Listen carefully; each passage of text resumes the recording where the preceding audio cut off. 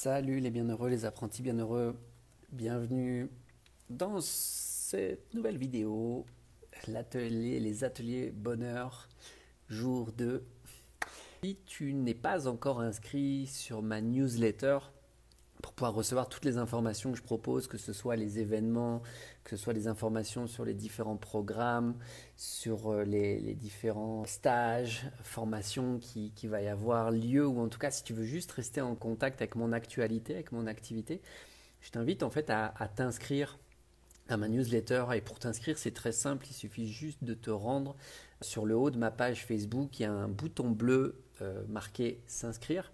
Tu as juste à laisser ton prénom et ton adresse mail, et comme ça, moi, ça me permet d'avoir toutes tes coordonnées pour t'envoyer à chaque fois que j'ai quelque chose de sympa à te proposer, ou en tout cas des outils qui peuvent te permettre de grandir et évoluer. Puisque comme je dis à chaque fois, aujourd'hui, j'adore partager avec toi des techniques, des clés, des outils, des prises de conscience que j'ai pu rencontrer sur mon chemin et qui m'aident à être la personne que je suis aujourd'hui, et qui m'aident aussi à créer le nouvel Antoine. Alors aujourd'hui, le thème de cette deuxième journée, c'est une formule qui m'a été transmise d'ailleurs au tout début de mon cheminement en développement personnel en conscience, c'est-à-dire que les premières fois où je me suis rendu dans un atelier de développement spirituel, développement personnel, il y a cette formule qui est venue à moi et qui est vraiment la base. D'ailleurs, tout en découle derrière, puisque ça aussi, une fois que je l'ai intégré en moi,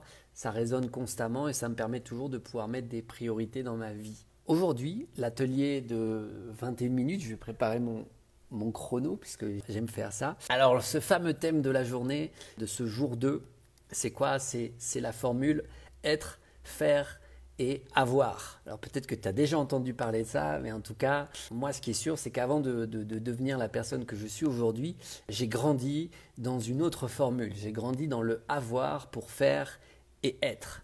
Et le jour où justement cette formule est venue à moi, où on m'a dit, si tu veux changer ta vie, tu dois changer ta façon de voir les choses, de penser, et d'arrêter de croire, puisque c'est une croyance. À partir du moment où on me dit que pour être heureux, il faut justement, il faut avoir une belle voiture, il faut avoir un beau job, il faut avoir une belle épouse, il faut avoir une famille, il faut avoir des amis, il faut avoir ceci, cela, il faut avoir la belle télé, il faut tout avoir. Comme ça, une fois que tu as, tu peux faire, et puis tu peux devenir, tu peux être. Et j'ai couru pendant des années dans cette dynamique-là, jusqu'au jour où, quand ça s'est manifesté à moi, où on m'a dit, Antoine, si tu veux vraiment être bien dans tes baskets, bien dans tes pompes, si tu veux vraiment être heureux, si tu veux vraiment faire cette expérience du bonheur, de cette conscience, il te faut changer ton état d'esprit, il te faut changer tes croyances, et donc changer cette formule qui s'anime en toi, et transformer et inverser. Donc c'est d'abord être pour faire et avoir. Ok? Je me dois d'être bien d'abord dans mes pompes, bien centré, bien aligné, bien dans ma peau, ou en tout cas dans ma tête, pour pouvoir faire des choses, mettre en action et ensuite récolter. Okay? C'est pas l'inverse. Le jour où tu transformes tes croyances et que tu transformes cette formule de avoir pour faire et être en être, faire et avoir, tout se transforme. D'ailleurs, je l'explique encore une fois dans ma propre expérience, le jour où le concept Antoine et le bonheur est né, c'est parce que la question qui m'avait été posée, c'est qu'est-ce que tu aimes faire le plus au monde? Et ce qui m'a traversé l'esprit, parce que ça faisait déjà quelques années que je cheminais avec ce mantra, c'est être pour faire et avoir. Toutes mes cellules en étaient justement imprégnées, et il y a eu cette question, qu'est-ce que tu aimes faire le plus au monde? Et intérieurement, ça me disait, Antoine, va à l'essentiel. L'essentiel, c'est quoi? C'est être. Et d'ailleurs, quand vous regardez, ou si vous lisez, peu importe les livres que vous allez pouvoir lire, ou que vous allez pouvoir suivre les enseignements spirituels de grands maîtres ou de guides, ça va toujours nous dire être. Ok, avant de faire et d'avoir. Ok, donc, il y a vraiment cette notion de me dire, ok, je vais vraiment aller à l'essentiel et je vais me dire que qu'est-ce que j'ai envie d'être? Qu'est-ce que je veux être à cet instant? Et qu'est-ce que je veux pouvoir créer pour être de plus en plus? Et la question qui était, c'est qu'est-ce que tu aimes faire le plus au monde? J'ai transformé en qu'est-ce que j'aime être le plus au monde? Et je me suis vraiment posé cette question. Et d'ailleurs, je t'invite à t'écrire cette question en gros sur ton carnet. Qu'est-ce que j'ai envie d'être à cet instant? Ou qu'est-ce que j'aime être le plus au monde? Et de voir ce qui remonte comme information. Ça peut être plein de choses. Hein. Ça peut être j'aime être avec des personnes, j'aime être bien dans mes baskets, j'aime être ceci, j'aime être cela. Le but, c'est vraiment de noter tout ce qui vient. Dans un premier temps, c'est peut-être le mental qui va répondre. Mais allez-y, allez-y, allez-y, jusqu'à un moment où il n'y a plus de réponse qui peut se manifester. Et c'est là où ça devient intéressant, où souvent les meilleures réponses commencent à émerger. Donc le fait de pouvoir poser cette question, de l'écrire, de laisser monter, de prendre vraiment le temps de le faire, et d'ailleurs je t'invite vraiment à le faire parce que si tu te donnes les moyens d'écrire, de ne pas juste rester dans la théorie, de m'écouter, de faire « Ah ok, ouais, qu'est-ce que j'aime être ?» Je me pose la question, d'accord. Écris-la, prends le temps d'écrire, prends le temps de jouer le jeu avec cet outil, tu verras à quel point il va pouvoir te permettre de faire émerger des choses. Dans tous les cas, il y a vraiment cet aspect de transformation intérieure et d'inverser la vapeur. Okay? Dans tout le conditionnement que nous recevons aujourd'hui, tout est en lien avec la consommation. C'est-à-dire que, ok, tu veux être heureux, donc il te faut avoir d'abord telle chose. Il te faut avoir telle vacances, telle voiture, telle maison, il te faut tel partenaire, il te faut tel ou tel truc, il te faut tel objet. Et une fois que tu as ça, là tu vas pouvoir être heureux. Est-ce que quand je te dis ça, ça te parle ou pas? L'aspect de d'abord posséder pour enfin être. Lorsque j'aligne mes pensées, mes paroles et mon écriture, d'ailleurs je t'invite même à penser la question, qu'est-ce que j'aime être le plus au monde, à le dire à haute voix et à l'écrire, vraiment, et à le répéter, et à laisser mûrir, à pouvoir rester devant sa feuille, à dire, ok, qu'est-ce que j'aime être le plus au monde à cet instant, et de voir ce que ça me propose. Et le fait de poser cette question va aussi me permettre de pouvoir travailler avec mon subconscient qui va me faire émerger les choses. Peut-être qu'il y a des choses du passé, des actions, des moments, des passions que j'avais lorsque j'étais enfant et puis auxquelles je me suis complètement coupé avec le rationnel, avec l'aspect du sérieux, avec l'aspect de non, il ne faut pas, maintenant tu n'es plus un enfant, il faut que tu sois dans les clous, carré, tu dois rentrer dans les cases. Sinon on ne va pas t'aimer, parce qu'il y a cet aspect-là. Hein. Nous, en tant qu'enfants, nous suivons les recommandations des parents parce que nous voulons avoir l'amour de nos parents.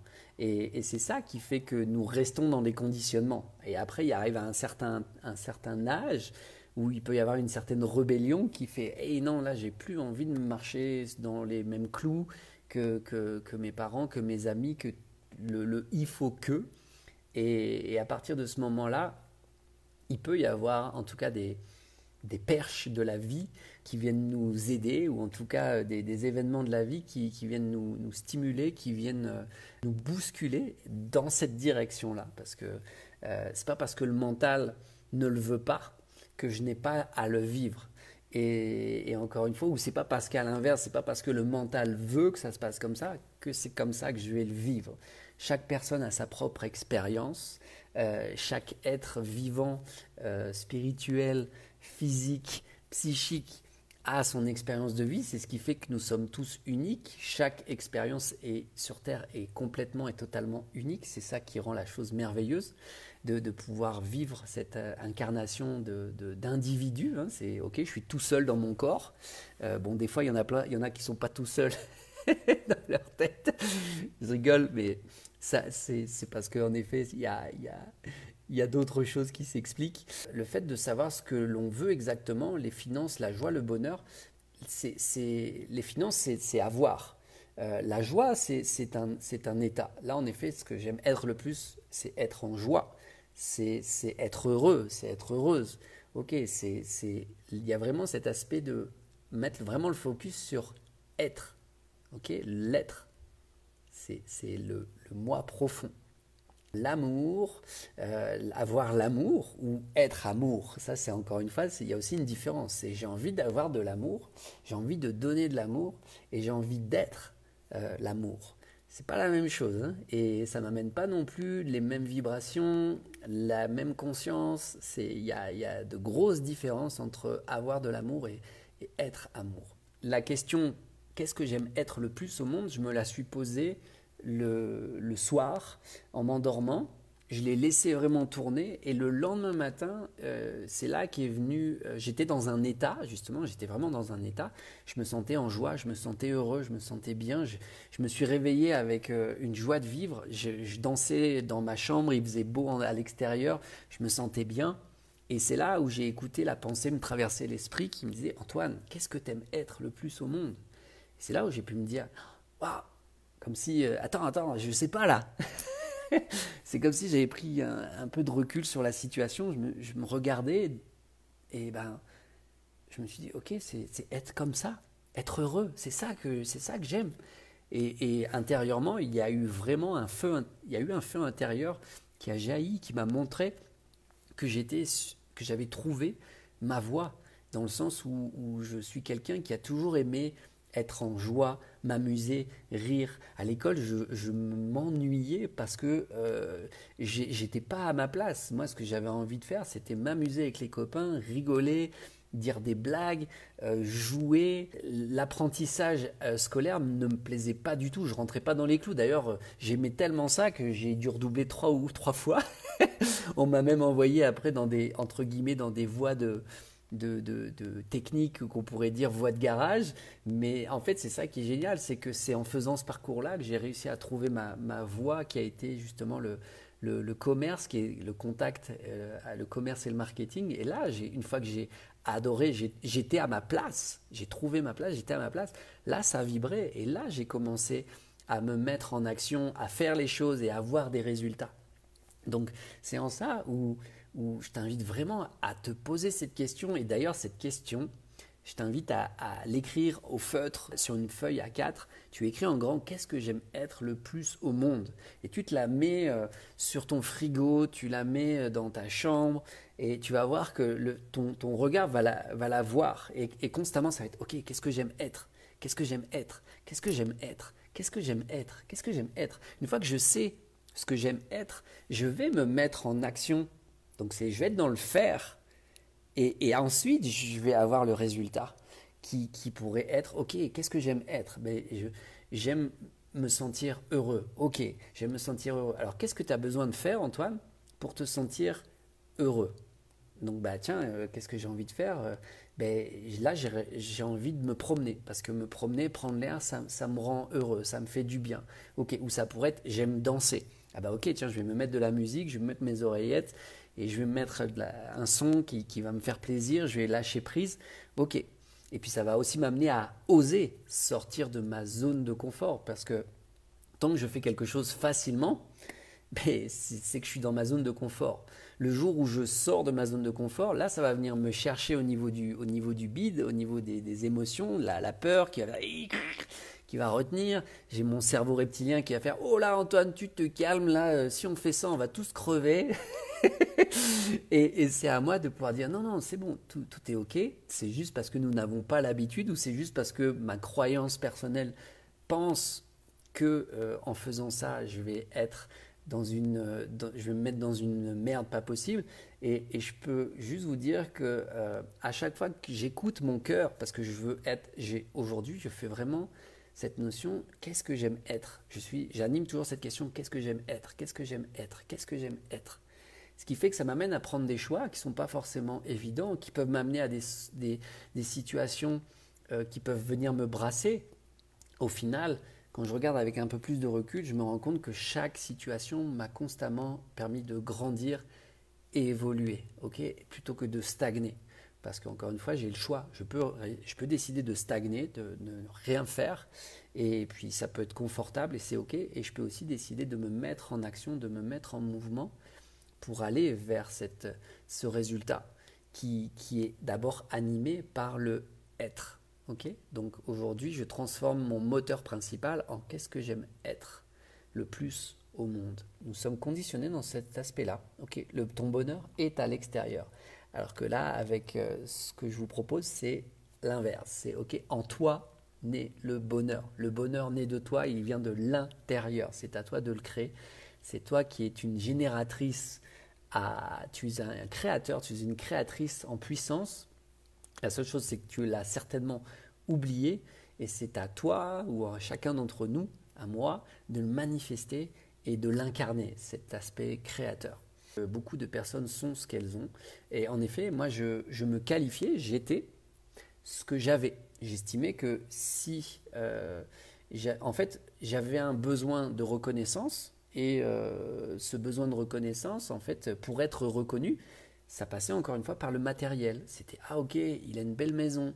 D'ailleurs, en 2012, lorsque j'ai vécu cette séparation qui a été très brutale pour mon ex-femme et moi-même, et puis même pour la famille, le nombre de fois où j'ai entendu « Mais Antoine, qu'est-ce que tu fais? Tu as tout pour réussir. Tu as tout pour réussir dans le sens où tu possèdes tout. » Et en fait, ce qui se passait, c'est que moi, de mon côté, je ne me sentais pas reconnu pour l'être que j'avais envie d'être. Il fallait que en fait, dans ce que moi j'observais, j'avais cette sensation que je n'étais pas reconnu pour l'être que je suis réellement. Je me sentais plutôt guidé à être une personne qui allait rentrer dans les clous et qui allait correspondre à l'idéal de ma femme à l'époque. Et je sais qu'en faisant ça, je me suis complètement oublié. Et ce qui se passe, c'est que comme le naturel revient constamment au galop, mais c'est venu me rechercher dans mon besoin de pouvoir être qui j'ai envie sans qu'on vienne me juger ou me critiquer ou me dévaloriser. Ou en tout cas, moi, dans ce qui se passait, c'était ça, c'est que j'avais besoin de me sentir reconnu. Et j'attirais à moi un autre process qui était de me sentir dévalorisé, pas reconnu. Et donc, c'est venu me faire travailler énormément. Et ça aussi, c'était un process de développement personnel, de pratique. Aujourd'hui, c'est clair que je remercie la maman de mes enfants, mon ex-femme, d'avoir pu vivre tout ça. Parce que c'est clair que même si ça nous a fait souffrir, ça est venu casser notre cocon familial, je sais que ça nous a fait évoluer, ça nous a fait grandir. En tout cas, je vais parler pour moi, je sais que ça m'a fait énormément grandir et évoluer. Donc, il y a cet aspect de, en effet, si j'ai besoin de sortir de ce conditionnement à un moment, la vie va venir me chercher, peu importe l'excuse qu'elle va trouver, elle sait exactement ce qui va me permettre de sortir de cette situation. Et ça, c'est valable pour tout le monde. Donc, c'est soit vous prenez la décision de vous mettre en action avant que la vague arrive, c'est-à-dire que soit vous apprenez à surfer avant d'être obligé d'apprendre à surfer, souvent c'est mieux, parce que ce qui est sûr, c'est qu'une fois que la vague va arriver, soit c'est le bouillon et c'est la machine à laver, soit je sais surfer et j'ai de plus grandes chances d'être sur ma planche et de pouvoir profiter, d'aller plus vite, de même kiffer, en effet, la glisse sur la vague. Donc c'est ça qui est intéressant.